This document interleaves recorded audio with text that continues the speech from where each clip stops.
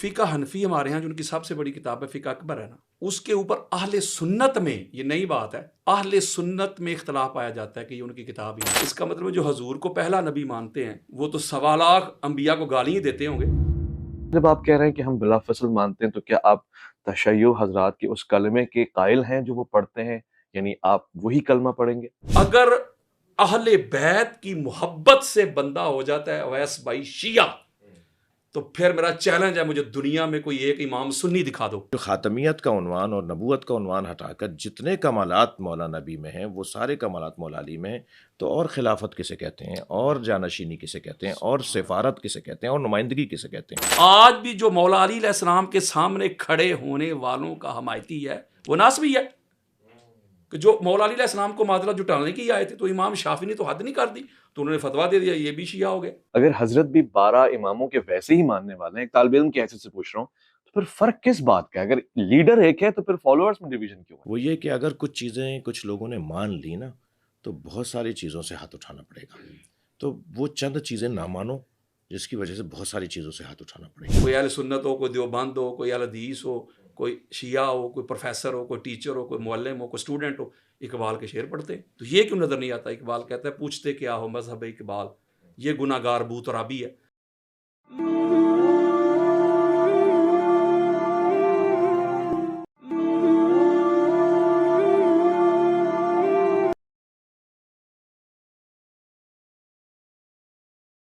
سلامتی ہے ان آنکھوں پہ جو ہدایت پہ نظریں جمائے بیٹھی ہیں، ان کانوں پہ جو ذکر خیر کے منتظر رہتے ہیں، اور ان قدموں پہ جو ہدایت کی راہ پہ گامزن ہے۔ السلام علیکم ورحمۃ اللہ وبرکاتہ۔ تمام تعریفیں خدائے بزرگ و برتر کے لیے جو وحدہ لا شریک ہے، نہ کوئی ثانی نہ کوئی ہمسر۔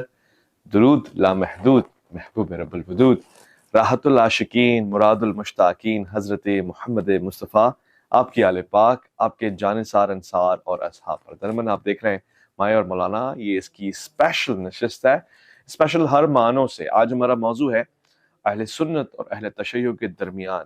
ہم نے اختلافات پہ بھی گفتگو کی ہے، آج مشترکات پہ بھی گفتگو کر لیں گے، اور وہ چیزیں جو شاید ہماری انڈرسٹینڈنگ کے حساب سے اہل تشیع میں بھی ہیں اور اہل سنت ہی کا متن ہے، مواد وہیں کا ہے، اس کو ہم کیسے دیکھیں گے؟ اور وہ چیزیں جو اہل سنت میں ہیں اور اہل تشیع نے لیا ہوا ہے، تو پھر اس پہ جھگڑا کیا ہے؟ اختلاف کس بات کا ہے؟ آج ہم اس کو ہر زاویے سے دیکھیں گے، بلکہ میں کہوں گا کہ پاتال میں جا کے دیکھیں گے، اور آسمانوں میں بلند میناروں میں ہر لحاظ سے تاریخی حقائق اور شواہدات سامنے رکھ کے دیکھیں گے۔ اس لیے کہ آج ہمارے پاس انتہائی قابل احترام مہمان حضرات ہیں جو بہت ہی بالدہ نگاہ رکھتے ہیں ان تمام معاملات کے اوپر، چاہے وہ تاریخ ہو، چاہے وہ حال کے معاملات ہوں، اور چاہے وہ مستقبل میں کسی کی آمد ہو۔ میں ان تینوں زاویوں میں سفر کرنے کے لیے جنہیں آج اس پروگرام میں پیشوا مقرر کر رہا ہوں، جو مہمان بھی ہیں اور گفتگو کا خاصہ بھی ان کے حوالے رہے گا، میں ان کا تعارف آپ کو کرواؤں۔ سب سے پہلے ہمارے پروگرام میں تشریف فرمائیں، مفکر ہیں، محقق ہیں، خطیب ہیں، اور جوش خطابت ہو یا جوش تحقیق، کتاب سے لے کر خطاب تک نمایاں نظر آتا ہے۔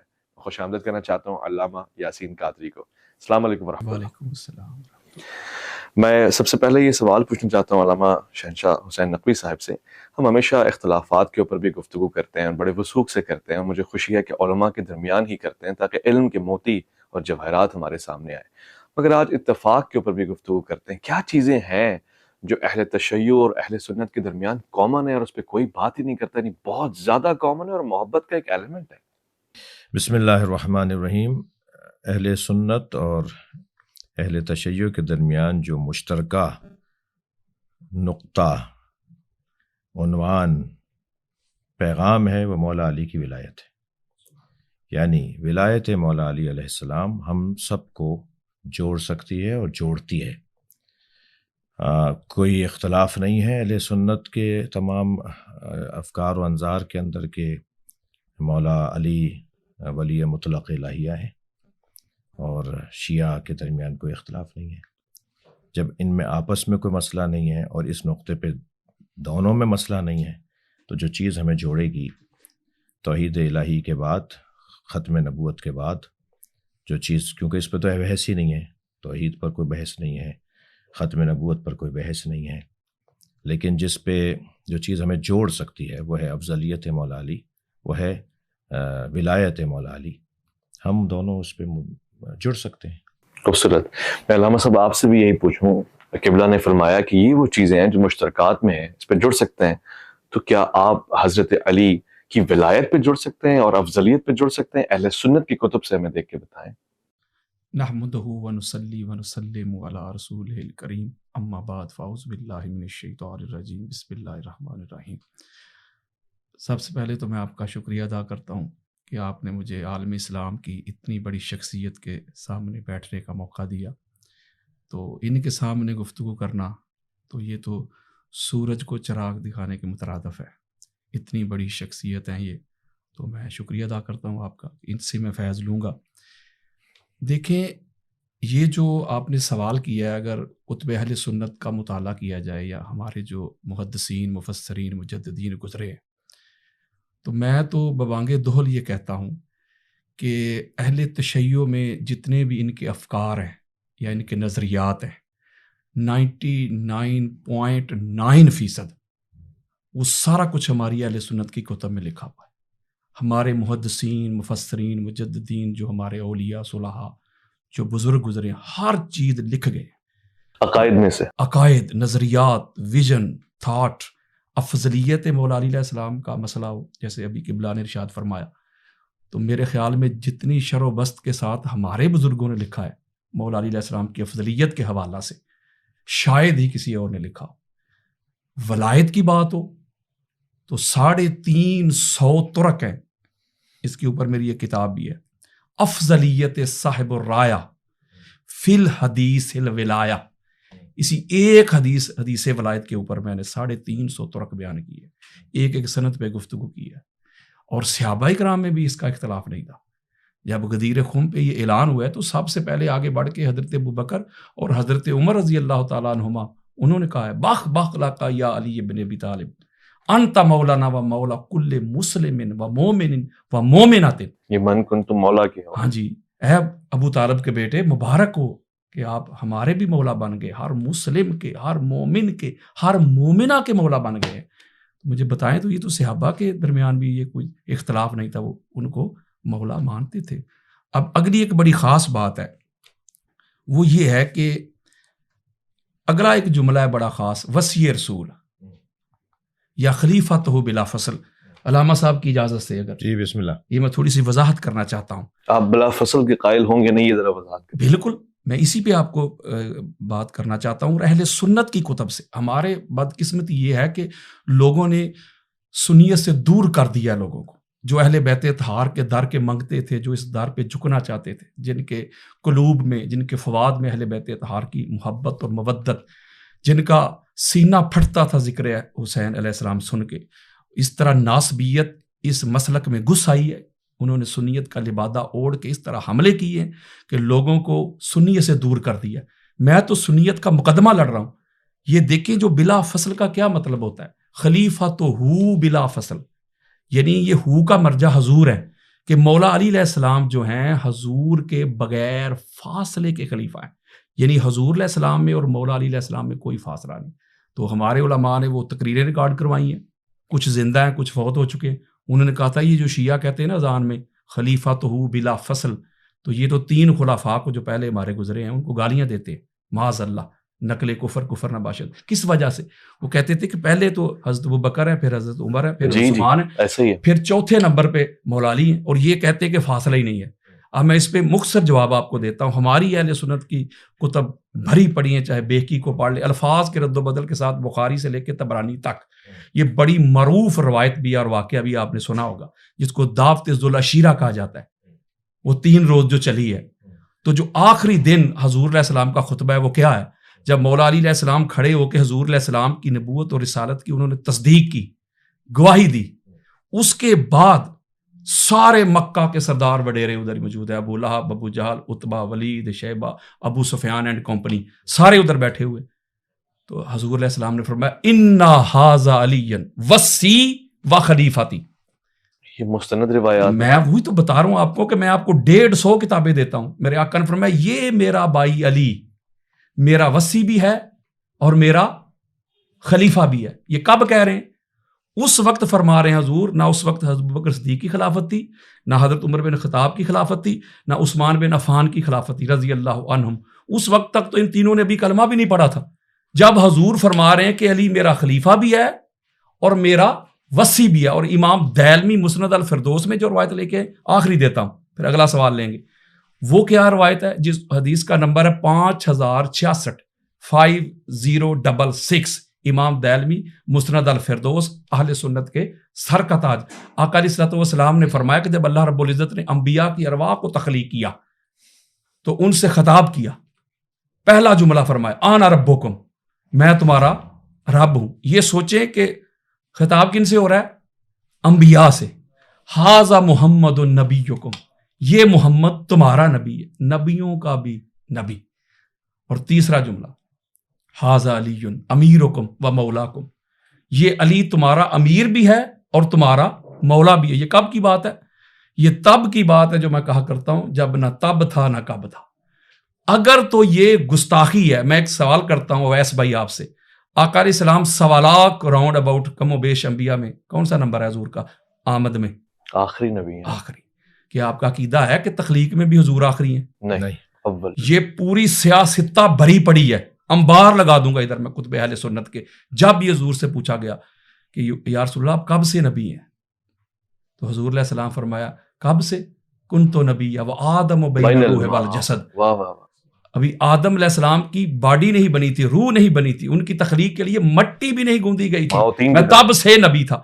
تو اس کا مطلب جو حضور کو اقبال نے کہا نگاہ عشق و مستی میں وہی اول وہی آخر وہی قرآن وہی فرقان وہی یاسین وہی طٰہٰ، اس کا مطلب جو حضور کو پہلا نبی مانتے ہیں وہ تو 1.25 لاکھ انبیاء کو گالیاں دیتے ہوں گے. بھئی حضور علیہ السلام جو ظاہر میں تشریف لائے ہیں عیسیٰ علیہ السلام کے بعد ہیں، آپ کہہ رہے ہیں کہ پہلے، تو آپ تو 1.25 لاکھ انبیاء کے پھر گستاخ ہو کے ان کو گالیاں دینے والے ہوں گے. آپ کہیں گے ادھر صاحب نہیں ان کو کیوں گالیاں میں نے دینی ہے، وہ تو تخلیق میں پہلے ہیں، ظاہراً زمانے میں آنے میں آخری ہیں، تو گالیاں کہاں سے آ گئیں؟ تو یہی بات میں کہہ رہا ہوں. میں کہتا ہوں یہی ایک آخری بات، یہی فارمولہ آپ ادھر لے آئیں کہ یہ ظاہر جو خلافت ہے نا، ظاہری خلافت، یہ ظاہری خلافت میں مولا علی علیہ السلام چوتھے نمبر پہ آئے ہیں. جو حقیقی خلافت ہے، جو اصلی خلافت ہے، وہ حضور اور علی علیہ السلام کے درمیان کوئی مائی کا لال مجھے فاصلہ تو ثابت کر کے دکھائے، اور یہ سنیت بتا رہا ہوں. ٹھیک ہو گیا علامہ صاحب، آپ نے گفتگو سماعت فرمائی. بہت سے لوگوں کے لیے اس میں تشنگی ہو گئی، یعنی یہ سمجھنا کہ اس میں آپ سے اتفاق فرما رہے ہیں کہ فاصلہ کوئی نہیں ہے، مگر ظاہر کا یا حقیقت کا یا ظاہر کا اور باطن کا فرق ہے. آپ اسے کیسا لیتے ہیں؟ کیا اہل تشیع کے درمیان اصحاب رسول، خاص طور سے سیدنا حضرت ابوبکر صدیق، ان کا احترام ویسے ہی ہے ایز اے خلیفہ؟ دیکھیے، ہم اس اصلی عنوان پر اگر بات کریں کہ مولا علی علیہ السلام خلیفہ بلا فصل رسول اللہ صلی اللہ علیہ وآلہ وسلم، اس میں اگر بہت بات سمجھنے کی ہے کہ خلافت کے جہاں معنی جانشینی کے ہیں، وہاں خلافت کے معنی نمائندگی کے ہیں، سفارت کے ہیں، اور جگہ پر بیٹھنے والے کو ہی خلیفہ نہیں کہا جاتا. ورنہ حضرت آدم کو اللہ نے اپنا خلیفہ جو زمین پر بنایا، تو اللہ کی تو جگہ زمین نہیں ہے، اللہ زمین پر نہیں ہے. ہاں، اللہ زمین پر بھی ہے، یعنی اللہ کہاں نہیں ہے. تو خلیفہ بے معنی جانشین نہیں ہے، نمائندہ ہے. یعنی میری تمام تر ذمہ داریاں یہ میرا نمائندہ انجام دے گا، میں اس کو اپنا سفیر بنا رہا ہوں، نمائندہ بنا رہا ہوں. اس معنی میں ہم اگر خلافت کی بات کو لیتے ہیں تو یعنی ہم ایک اور دریچہ کھول رہے ہیں. جو گفتگو حضرت علامہ نے، یاسین قادری صاحب نے، میں ان کا ممنون ہوں جنہوں نے الفاظ میرے لیے کہے، میں اس کے قابل نہیں ہوں. یہ خود بہت ہی محقق ہیں، میں ان سے سیکھتا ہوں، سمجھتا ہوں. ان کو جب ہم کبھی سنتے ہیں تو ایمان کو جلا ملتی ہے، عقیدے میں اور بالیدگی آتی ہے. اور ایک محقق کو جس انداز سے ہونا چاہیے، بے معنی تمام علامہ یاسین قادری اس پہ پورا اترتے ہیں. خلافت کے یہ معنی جو ہیں نمائندگی اور سفارت کے، اس میں تو دو رائے نہیں ہے کہ مولا کائنات نبی مکرم کے نمائندہ ہیں. بعد از نبی اگر کوئی وجود ہے جو نبی کی تمام تر صفات کا سوائے نبوت کے، کیونکہ الا لا نبی آبادی، صرف ایک چیز کو استثناء کیا نبی نے، حضرت موسیٰ اور ہارون میں جو نسبت ہے وہ ساری میری اور علی کے اندر ہیں، الا لا نبی آبادی، یا لا نبوت آبادی بھی آیا ہے. تو اس کو اگر آپ ہم ہٹا لیں، اور ہم خاتمیت کے قائل ہیں کہ کافۃ للناس بھی ہیں اور رحمۃ للعالمین بھی ہیں اور خاتم النبیین بھی ہیں، تو وہ جو خاتمیت کا عنوان اور نبوت کا عنوان ہٹا کر جتنے کمالات مولا نبی میں ہیں وہ سارے کمالات مولا علی میں ہیں، تو اور خلافت کسے کہتے ہیں، اور جانشینی کسے کہتے ہیں، اور سفارت کسے کہتے ہیں، اور نمائندگی کسے کہتے ہیں؟ تو آئیے، کیا نبی نے جب مدینہ میں ریاست نہیں بنائی تھی، یا آپ نے اعلان نبوت نہیں کیا تھا، کیا اس وقت نبی نہیں تھے؟ نبی تھے، جیسے ابھی ہم نے استفادہ کیا۔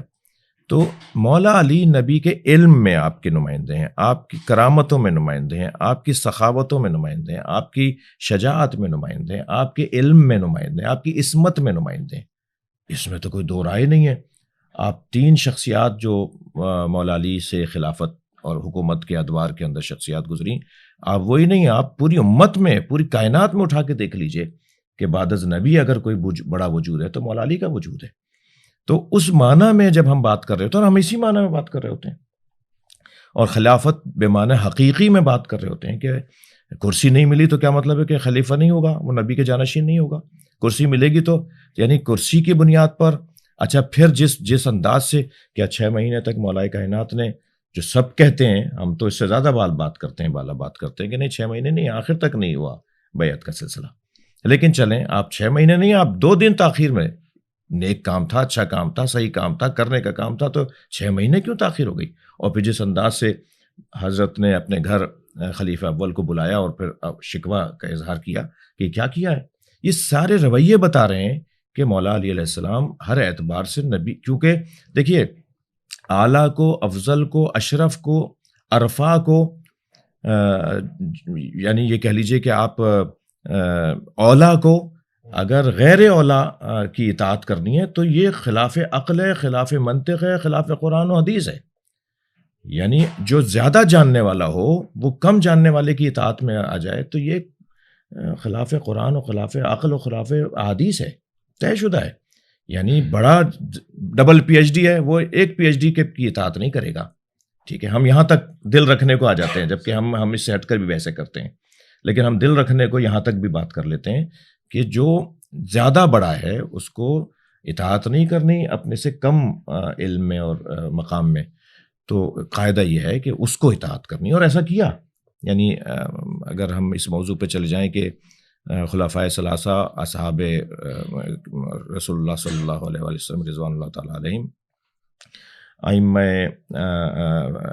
اہل سنت یا اکابرین اہل سنت، یہ جب مولا علی کے فضائل کے باب میں آتے ہیں تو بہت روشن ہے ان کا۔ وہ یہ کہاں سے بات آ گئی ہے جو اس وقت کی جا رہی ہے کہ یہ خلیفۃ بلا فصل کہتے ہیں تو جی یہ تبرہ کر رہے ہوتے ہیں، یہ مثال ان کے خلاف توہین کر رہے ہوتے ہیں۔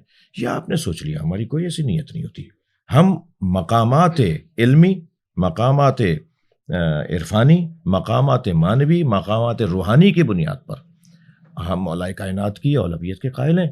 یہ ہمارا مختصر سا عقیدے کا خلاصہ ہے۔ ٹھیک ہو گیا، بہترین، شکریہ علامہ یاسین قادری صاحب۔ آپ نے جو مقدمہ رکھا یہ میں اپنی تحقیق سے پیش کر رہا ہوں، یعنی اہل سنت میں ہو سکتا ہے تفضیلی سنی اس عقیدے کے قائل ہوں، مگر اہل سنت تو افضل البشر بعد الانبیاء حضرت ابوبکر صدیق رضی اللہ عنہ کو مانتی ہے، تو ان کے سامنے آپ یہ مقدمہ کیوں نہیں رکھتے؟ اور یہ جو دلائل آپ کے پاس ہیں میرے خیال ہے وہی سنی کتب ان کے پاس ہیں، ایک چیز۔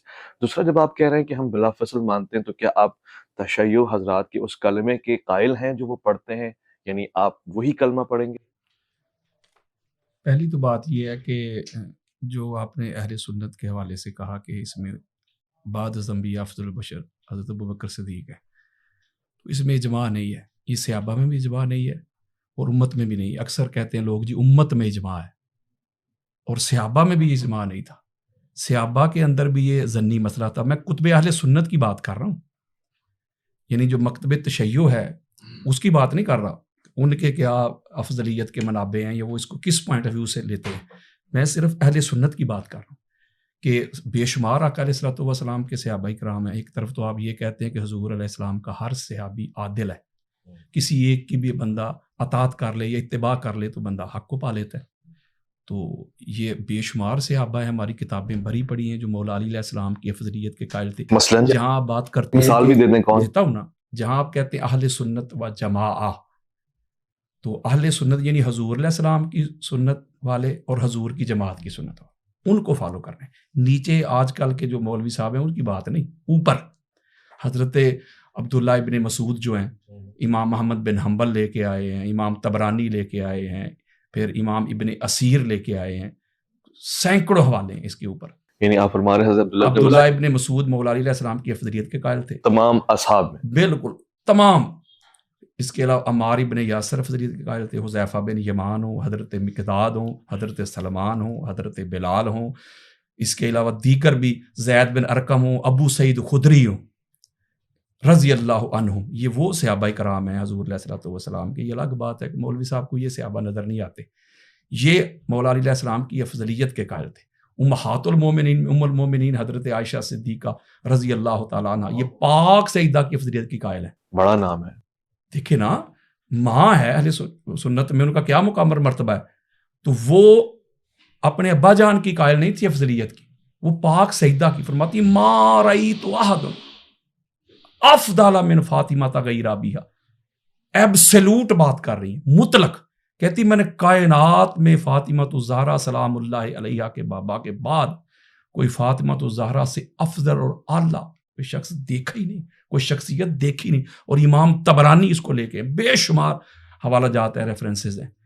کہ اس کا مطلب یہ ہوا کہ یہ ایک اور بات, جب آپ کسی کو افضل کہتے ہیں, میں نے ایک پہلے بھی آپ کو عرض کی تھی کہ یہ ہمارے ہاں یہ جو ایک لے آئے ہیں نا کہ فضائل سے بندہ افضل نہیں ہوتا, فضائل سے ہی بندہ افضل ہوتا ہے.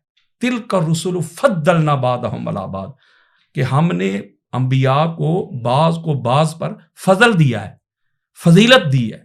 تو آپ کہتے ہیں کہ جزوی فضیلت, آپ کہتے ہیں کہ کلی فضیلت. اگر جزوی فضیلت کو بھی لیا جائے تو جزوی فضیلت میں تو ہر ایک صحابی جو ہے اس کی الگ الگ فضیلتیں ہیں, فضائل ہیں, اور اس میں ہر کوئی آگے پیچھے ہو سکتا ہے. میں نے جب آپ کو مثال بھی دی تھی کہ بے شمار مثالیں ہیں ہمارے پاس, لیکن کلی افضلیت یہ ہوگی. ایک تو کل کہتے ہیں ٹوٹل کو, ٹوٹیلٹی یعنی کل, یعنی فضائل کو جمع کرنا. جب جمع کریں گے, جیسے کہ اس کا مادہ ہے فضل, افضل کا مادہ فضل, جیسے علم ہے عین لام اور میم, یہ مادہ ہے. یہ مادہ آپ کو جہاں نظر آئے گا, یعنی عین لام اور میم سے بنا معلم, تو مادہ آیا کہ نہیں, وہ مانا جاننا, نالج. تو معلم وہی ہوگا جس کے پاس وہ عین لام اور میم علم ہوگا. اسی سے آیا متعلم, عین لام اور میم مادہ, علم گین کرنے والا. اسی سے آیا عالم, عین لام اور میم وہی مادہ ہے, مانا وہی دے رہا ہے, علم جاننے والا. علامہ علم جاننے والا. معلوم مادہ وہی, اس میں عین لام اور میم. معلوم کا کیا مطلب ہے, جاننا, نالج. اسی طرح صلاۃ جو ہے ہم کہتے ہیں, اس کا معنی ہے صاد لام اور یا. یہ صلاۃ آپ کو جہاں تسلا نارن حامیہ, قرآن کہتا ہے تسلا, یعنی کہ وہ صاد لام اور یار ہے, یعنی قریب کرنا. آپ جب یہ ریس ہوتی ہے گھوڑوں کی, تو جو گھوڑا پہلے والے کے ساتھ جڑا ہو نا, اس کے قریب وہ ایسے فاصلہ نہ ہو, اسے عربی میں کہتے ہیں مسلی. یعنی مادہ آ گیا صاد لام اور یا, قریب کرنا. اسی طرح یہ جو افضل ہے اس کا مادہ ہے فضل. اب افضل وہی ہو سکتا ہے جس کے پاس وہ فضل ہو. آپ قرآن مجید فرقان حمید کا مطالعہ کریں, 114 آیات ہیں جس میں اللہ رب العزت نے فضل کی بات کی. کہیں وہ جو تخت آیا تھا اسد برخیہ لے کے آیا تھا سلیمان کے دربار میں, تو اللہ کہتا ہے ہائے ہائے, یہ اس کا مطلب ہے جو یہ تخت لے کے آئے یہ فضل ہے. کہیں اللہ کہتا ہے کہ تم غریب تھے, غربا تھے, کھانے کے لیے کچھ نہیں تھا, میں نے تمہیں کھانا دیا, یہ میرا فضل ہے. کہیں اللہ کہتا ہے تم کمزور تھے کفار کے مقابلے میں نے تمہیں فتح دی, طاقت دی, میرا فضل ہے.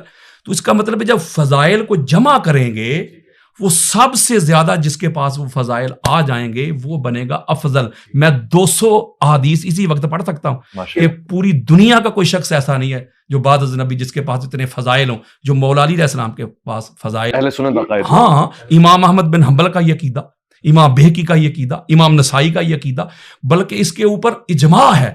اور فضائل کے باب میں ضعیف روایت بھی لی جائے گی. اتنی بڑی علمی شخصیت بیٹھی ہوئی, اس میں شیعہ سنی میں بھی اختلاف نہیں ہے کہ فضائل کے باب میں ضعیف حدیث بھی قابل قبول ہے جس میں کوئی شرک یا اس طرح توحید پہ حملہ نہ ہو اس کو قبول کیا جائے گا. تو اس کا مطلب جب سب سے زیادہ فضائل مولا علی علیہ السلام کے پاس ہیں تو افضل بھی تو وہی ہوگا نا. پہلا مومن دیکھنا ہو علی, پہلا نمازی دیکھنا ہو علی, مجاہد دیکھنا ہو علی, سخی دیکھنا ہو علی, زاہد دیکھنا ہو علی, عابد دیکھنا ہو علی, متقی دیکھنا ہو علی. میں فضائل نہیں پڑھنے لگا, پریشان نہ ہو, وہ ٹائم نہیں مجھے پتہ ہے, لیکن میں یہ کہہ رہا ہوں کہ جب سب سے زیادہ فضائل مولا علی علیہ السلام کے پاس ہے تو افضل ہی وہ ہوگا جس کے پاس فضائل ہوں گے. جب آپ کسی کے فضائل نہیں پڑھیں گے, کوئی دنیا کا علامہ میرے سامنے لے آئیں, میں نے اس کو فضائل نہیں پڑھنے دینے, مجھے ثابت کر کے دے کہ کس طرح ابوبکر صدیق افضل ہیں. فضائل نہیں میں نے پڑھنے دینے, وہ جب بھی پڑھیں گے فضائل پڑھیں گے, اور فضائل پڑھ کے کہیں گے بھائی یہ تو کیسے ہو سکتا ہے. تو کلی فضیلت بھی یہی ہے کہ جس کے پاس سب سے زیادہ. دوسرا کہتے ہیں نہیں کلی فضیلت وہ ہوتی ہے, آخری بات, کلی فضیلت وہ ہوتی ہے ایسی منفرد کسی کے پاس فضیلت ہو جو پورے صحابہ کی جماعت میں کسی کے پاس نہ ہو. چلو اس طرف آ جاؤ, اگر اس کو بھی آپ کہتے ہیں تو یہ بھی مانتے ہیں. تو غدیر کے موقع پہ جو اعلان کیا تھا حضور علیہ السلام نے, تو سارے صحابہ حضور اور مولا علی علیہ السلام کے قدموں کے نیچے کھڑے نہیں تھے, اتنا بلند ممبر تھا. تو یہ فضیلت ہے کسی کے پاس کہ پوری کائنات کے اوپر فرمایا من کنتو, جس کا میں مولا اس کا علی مولا. یہ سب سے زیادہ نہیں. پھر پہلے مومن علی, پہلے نمازی علی, میں روایتیں نہیں پڑھ رہا, وقت بچا رہا ہوں. تو یہ کلی افضلیت نہیں ہے. پھر حضور علیہ السلام کا حسب اور نسب مولا علی علیہ السلام کے پاس ہے. پھر حضور علیہ السلام جس نور سے بنے علی اس نور سے بنے. پھر حضور علیہ السلام نے کہا کہ علی میری روح ہے, علی میرا گوشت ہے, علی میری جان ہے, اور یہ قرآن نے بھی کہہ دیا. یعنی اتنی فضیلتیں جو مولا علی علیہ السلام کو ملی ہیں, مجھے بتائیں اگر اس سے بندہ افضل نہیں ہوتا تو پھر افضل کیسے ہوتا ہے؟ میں آپ کی اللہ صاحب شاید کہتے ہیں کہ حکومت بہت بڑی فضیلت ہے, وہ کیونکہ نہیں تھی اس وجہ سے, حاکم کی حیثیت سے یہ بھی تو فضیلت ہے. اب دیکھیں نا ہمارے امام نصفی فرماتے ہیں کہ کسی کا بادشاہ بن جانا, کسی کا خلیفہ بن جانا, یہ ہرگز یہ دلیل نہیں ہے کہ اس کا بادشاہ بننا تمام رعایا کے اوپر اس کی افضلیت ہے. بلکہ جو حضرت ابوبکر صدیق نے پہلا خطبہ ہی دیا جو بخاری میں موجود ہے, وہ پہلا جملہ ہی کہہ رہے ہیں لوگوں میں تم سے افضل نہیں ہوں. پہلا جملہ یہ کہہ رہے ہیں. اور اگلی بات ہے کہ یہ جو طالوت بادشاہ تھا اس کی حکومت کے اندر رہے حضرت داؤد علیہ السلام, اس کے انڈر اس کے کام کرتے تھے, اس کی پرابلمز کو سالو کرتے تھے. داؤد علیہ السلام صاحب زبور رسول, تو کدھر گیا فتویٰ اب؟ اور کہو کہ وہی وہ طالوت جو تھا داؤد علیہ السلام سے افضل تھا, کوئی بادشاہ وہ تھا. تو لہٰذا جو یہاں تک لکھا گیا ہماری کتابوں میں, اب میں کیا آپ کو بتاؤں کیسے حالات ہیں, یہ کیسا دستور زبان بندی ہے تیری دنیا میں. یہاں تو حق کہنے کو ترستی ہے زبان میری. بات یہ ہے کہ افضلیت کے جو منابع ہوتے ہیں, افضلیت کی جو شرائط ہیں, جو واجبات ہیں, جو اس کی کنڈیشنز ہیں, اس میں حکومت کا کوئی لینا دینا نہیں ہے. ٹھیک ہو. علامہ صاحب آپ نے علامہ یاسین قادری صاحب کی گفتگو سماعت فرمائی, کم و بیش یہی وہی عقائد رکھ رہے ہیں جو آپ رکھ رہے ہیں, یعنی افضلیت کے حوالے سے انہوں نے روشن بیان دے دیا. تو پھر آپ شیعہ کیوں ہیں؟ آپ سنی ہو جائیں. سنی عقائد تو کم و بیش ویسے ہی ہیں. ہم سب سنی شیعہ ہیں, سنی شیعہ, شیعہ سنی, یہ فقہی اعتبار سے تو جچتی ہے بات. علم کلام میں عقائد کے باب میں سنی شیعہ میں کوئی فرق نہیں ہے. نہیں ہے کتابوں میں, نہیں ہے اہل حق کے نزدیک, نہیں ہے کتمان حق نہ کرنے والوں کے نزدیک. جن کے ہاں حق روشن ہے ان کے نزدیک سنی شیعہ میں کوئی فرق نہیں ہے. سنی شیعہ کا فرق فقہی اعتبار سے ہے. فقہا کے فتاویٰ پہ, جیسے شیعوں میں کئی فقہا کے فتاویٰ پہ عمل ہوتا ہے, اہل سنت کے یہاں کئی فقہا کے فتاویٰ پہ عمل ہوتا ہے. تو کیونکہ اجتہادی ابحاث جو ہیں ان کے اندر اختیار ہے ایک مقلد کو اور ایک غیر محقق کو کہ وہ کیونکہ خود استنباط نہیں کر سکتا قرآن و حدیث سے, اپنے وظائف شرعی کو, اپنی ذمہ داری شرعی ذمہ داریوں کو وہ اخذ نہیں کر سکتا. اس کے پاس وقت نہیں ہے, اس کے پاس مہارت نہیں ہے, اس کی مبانی نہیں ہے اس کے پاس, اس کی بنیادیں علمی طور پہ مضبوط نہیں ہیں قرآن کو سمجھنے کے لیے, حدیث کو سمجھنے کے لیے. لہٰذا اسے محتاج ہے وہ کہ وہ فقی سے رجوع کرے, ایک مفتی سے رجوع کرے. تو سنی شیعہ کا جو فرق ہے وہ جچتا ہے کہ فقہی اعتبار سے فرق دکھائی دے کہ یہ امام مالک کے فتوے پہ عمل کرتے ہیں, یہ امام حنبل کے فتوے پہ عمل کرتے ہیں, یہ مثال آیت اللہ خوئی کے فتوے پہ عمل کرتے ہیں, یا آیت اللہ سیستانی کے فتوے پہ عمل کرتے ہیں. تو یہ تو جچتا ہے کہ اس بنیاد پہ سنی شیعہ کا فرق ہو. لیکن علم کلام میں اور علم عقائد میں اگر سر پہ قرآن رکھ کے قسم کھائیں, شرعی قسم کھائیں, اپنے گویا محشر کا اور عالم برزخ کی کیفیت میں, اور چشم برزخی کھلیں اور حجابات ہٹے ہوئے, اور پھر کہا جائے اب بات کرو, وہاں تب تمہیں سچ بولنا ہے، اب تو تمہیں حق بولنا ہے، اب اس کے علاوہ کوئی جگہ نہیں ہے، اب تو ہمارے پاس فرار کا راستہ نہیں ہے۔ اگر ہم مرنے سے پہلے مر جائیں تو ہم اس دنیا میں حق بولنا شروع ہو جائیں گے، لیکن کیونکہ ہم نے اس دنیا میں مفادات سے اپنا تعلق جوڑا ہوا ہے، ہماری بہت ساری چیزیں، میرے بہت ہی محترم تھے جنید جمشید، اللہ ان کی مغفرت فرمائے، طیار حادثے میں وہ جاں بحق ہوئے، مجھ سے ایک ٹی وی پروگرام میں وقفے کے درمیان فرمانے لگے کہ آپ ناراض تو نہیں ہوں گے، ایک سوال آپ سے کروں؟ میں نے کہا نہیں، آپ ضرور کریں۔ کہنے لگے میرے بعض دوست کہتے ہیں شیعوں میں حافظ قرآن نہیں ہوتے، تو مجھے بات سمجھ میں نہیں آتی، لیکن میں نے یہ سوچا تھا کسی شیعہ عالم سے ہی پوچھوں گا۔ تو میں نے کہا جی آپ کی محبت اور مہربانی کہ مجھے سے پوچھ لیا، میری تو اپنی بچی حافظ قرآن ہے، میری اہلیہ حافظ قرآن ہے، اور جب چاہیں آپ، جب کہیں میں فون پہ بات کروا دوں، ملاقات میں، آپ کی بچی ہے، آپ کی بھتیجی ہے، آپ اس سے قرآن کی آیات پوچھیے گا۔ تو میں نے کہا مگر میں کہہ لیں، اس پہ انہوں نے خوشی کا اظہار کیا، مگر میں نے کہا مسئلہ کچھ اور ہے۔ مسئلہ کچھ یوں ہے کہ قرآن کا اگر کثرت کے ساتھ پڑھا جانا مادیت سے جوڑ دیا جائے تو شاید ہمارے ہاں بھی ہر دوسرا مولوی حافظ قرآن ہوگا، کیونکہ ہمارے یہاں تراویحیں نہیں ہیں، کیونکہ ہمارے یہاں نیاز نظر قرآن کے پڑھنے کے ساتھ جڑی ہوئی نہیں ہے، تو حافظان قرآن ضرورت کے مطابق بنتے ہیں پھر، کہ ہر مدرسے میں ایک دو حافظ قرآن ہو بس کافی ہے۔ اور جو ہے وہ پورے ملک میں اگر فرض کیجئے جی 6 کروڑ شیعہ رہتے ہیں تو اس میں مثلا 1 لاکھ حافظ قرآن کافی ہے، لیکن ہر عالم اور ہر جو ہے وہ حافظ قرآن بھی اس میں اپنا وہ وقت وہ لگانے کے ساتھ اگر فقہی کتابوں میں لگائے تو ہمارے یہاں کیونکہ جب ہم مادیت سے اپنے آپ کو جوڑ دیتے ہیں، ہمارے پیٹ اور ہماری جیب اور ہماری مادی ضرورتیں ہمارے دین سے جڑ جاتی ہیں، تو پھر چھپایا جائے گا، حق نہیں بولا جائے گا، سچ نہیں بولا جائے گا، کہیں یہ نہ ہو جائے، کہیں وہ نہ ہو جائے، مجھے مسجد سے نہ نکال دیا جائے، مجھے مدرسے سے بے دخل نہ، اور ایسا ہوا ہے۔ یہ کم خدمت نہیں ہے ان لوگوں کی جنہوں نے اس مصیبت کو برداشت کیا اور حق نہیں چھپایا اور حق بولا۔ تو بہرحال یہ آیا ہونا ہے۔ میں ایک بات کہتا ہوں کہ سب کو آنا ہے اہل بیت کی طرف، اللہ میرٹ پر، اللہ قابلیت پر، فطری طور پر سب کو لے کر آئے گا، اور فطرتاً انسان قابل کو پسند کرتا ہے، وہ چاہے سب کے سامنے نہ کرے کہ بھئی میں نہیں کر سکتا تھا، چھپ کے کہے گا، ہمارے ساتھ ہوتا ہے۔ آج تو ہم جو ہے وہ علم کلام اور عقائد کے اعتبار سے اتفاق کے ذہن کے ساتھ بیٹھے ہوئے ہیں، فقہی بحث ہماری ہو نہیں رہی، جو ہم ہاتھ کھولنے اور ہاتھ باندھنے پہ بحث کریں یا سجدگاہ رکھنے یا نہ رکھنے پہ، یقیناً یہ اس کے رد میں دلائل دیں گے، میں اس کے حق میں دلائل دوں گا۔ تو عقائد کے باب میں ایسا ہوتا ہے، بعض اوقات ٹی وی چینلز پہ یا ملاقاتوں میں ہم سے اختلاف کیا جاتا ہے، اور جیسے ہی وقفہ آتا ہے اور جیسے ہی گاڑی میں ایک دوسرے کو چھوڑنے جا رہے ہوتے ہیں، کہتے ہیں جی میں آپ سے متفق ہوں، مگر میں کیا کروں کہ میں یہ کہہ دیتا تو میرے لیے مشکل ہو جاتی۔ تو مسائل ہیں۔ اچھا، ہمیں بھی زیادہ توقع نہیں رکھنی چاہیے، ہر شخص کا ایک ظرف ہے، ایک حد ہے، ایک حد تک وہ جا سکتا ہے۔ کم لوگ ہوتے ہیں جو بڑی مصیبتوں کو برداشت کر لیتے ہیں اور حق نہیں چھپاتے اور حق بولتے ہیں۔ ٹھیک ہو گیا۔ علامہ یاسین قادری صاحب، یہی سوال ہو بہو انہی معنوں میں آپ سے پوچھنا چاہتا ہوں۔ اگر یہ تمام اتفاق آپ کے ہیں جس کا آپ نے اظہار بھی فرمایا، تو پھر کیا چیز مانے ہے، کیا چیز روکتی ہے آپ کو کہ آپ مکمل طور سے اس مسلک کے نمائندہ ہو جائیں تاکہ یہ مسلک کی فرق بھی ختم ہو جائے؟ دیکھیں، جو قبلہ نے ارشاد فرمایا بالکل درست فرمایا کہ یہ جو اختلاف ہے نا، ایک حسن ہے، یہ ہے فقہی اختلاف۔ عقائد اور نظریات کے حوالہ سے میں سمجھتا ہوں مجھ سے بڑا شیعہ کوئی نہیں، میں مولا علی علیہ السلام کا شیعہ ہوں، مجھ سے بڑا کوئی سنی نہیں، یعنی کہ اور کیا آپ چاہیں گے؟ اسکول آف تھاٹ کے حوالہ سے میں آپ کو بتاتا ہوں، میں نے بات کرتے کرتے رک گیا تھا، حالات جو وہ تھے۔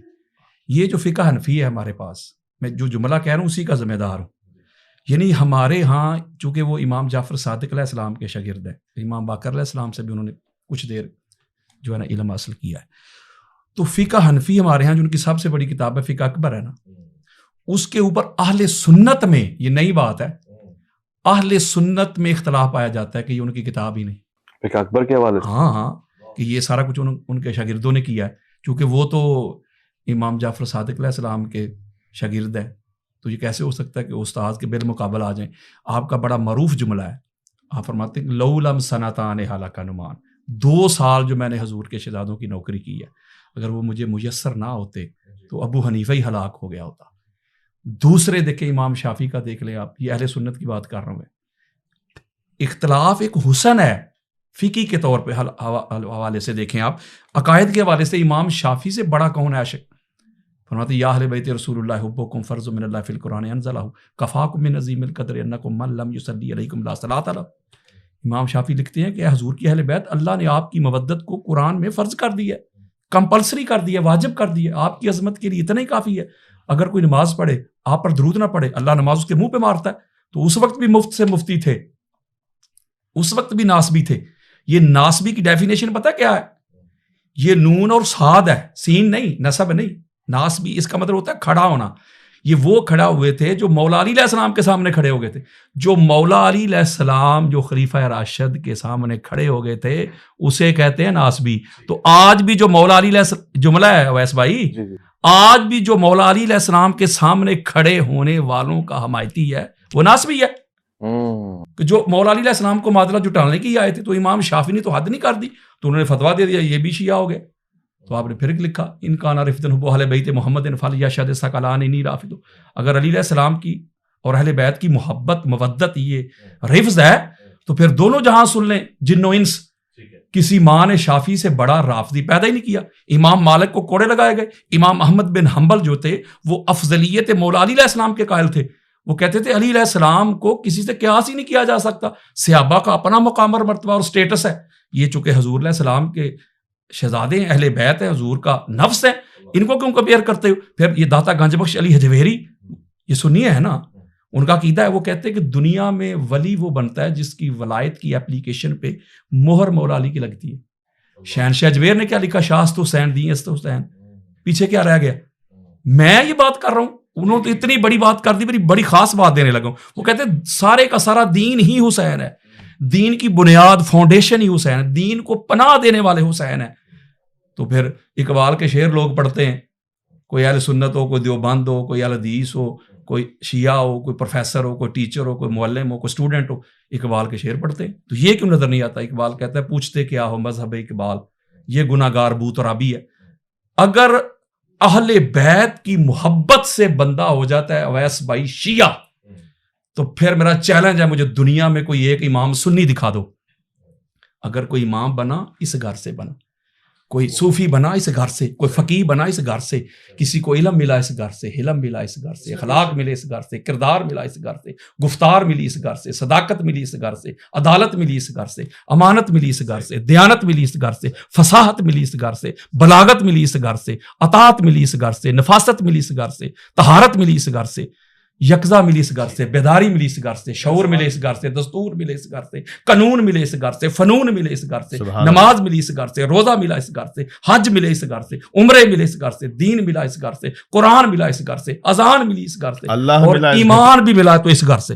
اللہ ملا۔ اس کو اگر ویس بھائی ہم شیعت کے کھاتے میں ڈال دیں گے تو پیچھے سنیوں کے پاس بچے گا کیا؟ چل میں لیکن ایک بات آپ کے سامنے رکھ دوں، ناظرین بھی اس پروگرام کو دیکھ رہے ہیں، جو باتیں آپ بتا رہے ہیں اہل سنت کے عقائد سے کچھ ایسی ہیں کہ ہضم کرنا مشکل ہے، مجھ سمیت بہت سے لوگ اس سے اتفاق نہ بھی کریں، مگر یہ سوال ضرور پوچھیں گے، اس میں اختتام بھی کریں گے، کیا آپ بھی 12 ائمہ کے ماننے والے ہیں، 12 اماموں کو مانتے ہیں، اور اگر ہاں تو کس پیرائے میں مانتے ہیں؟ کیونکہ یہ سوال میں نے علامہ صاحب سے بھی بالکل بالکل جی، اگر ہم بخاری پڑھ کے دیکھیں، مسلم پڑھ کے دیکھیں، بلکہ ہماری اہل سنت کی کتابوں میں الفاظ کے رد و بدل کے ساتھ، یہ بڑا مشکل سوال ہے، میں اس لیے جواب دیتا ہوں کہ میں نے آپ کو بتایا نا کہ میں ڈنکے کی چوٹ پہ بات کرتا ہوں۔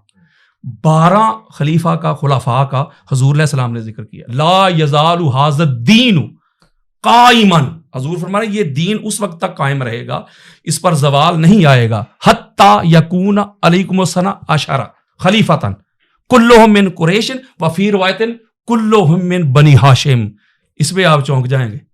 حضور نے فرمایا کہ وہ 12 کے 12 جو ہے نا خلفاء میرے، ایک تو یہ سنیے نا آپ نے، وہ سارے قریش میں ہوں گے، اور شیخ سلیمان قندوزی حنفی جنابی المودع میں لے کے دیگر کتب اہل سنت میں بھی یہ روایت موجود ہے، حضور نے فرمایا سارے کے سارے بنی ہاشم سے ہوں گے، بنی ہاشم سے۔ اور جو لوگ کہتے ہیں کہ صرف یہ 5، بلکہ 5 بھی میں کہہ رہا ہوں، وہ کہتے 4 خلفائے راشدین مہدیین، یہ 4 ہی ہیں۔ اہل سنت کا عقیدہ ہے کہ 5 خلفاء۔ کیسے یار آپ اہل سنت سے کن کو مراد لے رہے ہیں؟ مجھے یہ بتائیں، مولویوں کو؟ میں مراد لے رہا ہوں قرآن، حدیث، صحابہ۔ بھائی ان سے اختلاف کرنا وہ ہمارے اکابر ہیں، کیا ان سے اختلاف کرنا بندہ سنی سے نکل جاتا ہے؟ آپ سب کانٹیننٹ سے باہر نکلیں نا، مغرب میں جائیں، مصر میں جائیں، ایران میں جائیں، عراق میں جائیں، عرب میں جائیں، وہ تو ان کو جانتے بھی نہیں ہوں گے، تو بے شمار اہل سنت ہیں. تو کیا مطلب وہ سن ہی نہیں رہے جو اعلیٰ حضرت کو نہیں مانتا؟ بھائی میں اوپر جا رہا ہوں، آپ مجھے نیچے کھینچ کے لا رہے ہیں. بس آخری بات ہے، بڑی خاص ہے. اس کا مطلب اگر تو خلفائے راشدین مہدیین وہی ہیں 4، 5ویں کو بھی نہیں مانتے، بلکہ کئی جگہوں پہ کہتے ہیں 5ویں حضرت معاویہ بن ابی سفیان ہے، امام حسن علیہ السلام کو سکپ کر جاتے ہیں. اگر یہی ان کی ترتیب افضلیت ہے، پھر مولا حسن بادشاہ سرکار کو 5واں نمبر کیوں نہیں دیتے سنی؟ دیتے ہیں نہیں نہ دیتے. مجھے میرے سامنے رکھے، وہ تو کہتے ہیں نہیں خلفائے راشدین، پھر اشرا مبشرہ، اوپر بدر والے، بیعت رضوان والے، تو وہ کدھر گئے؟ پاک سیدہ فاطمہ بطول زہرا سلام اللہ علیہ وہ کدھر گئیں؟ بات یہ ہے کہ میں آپ کو سنیت بتا رہا ہوں، قرآن و حدیث والی، تاجدار کائنات والی، لہٰذا اور یہ ایک تسلسل ہے کہ وہ سارے کے سارے بنی ہاشم سے ہوں گے. اب یہ فیصلہ، بس آخری بات، یہ فیصلہ کون کرے گا جی؟ اور حضور فرما رہے ہیں کہ 12 ہوں گے.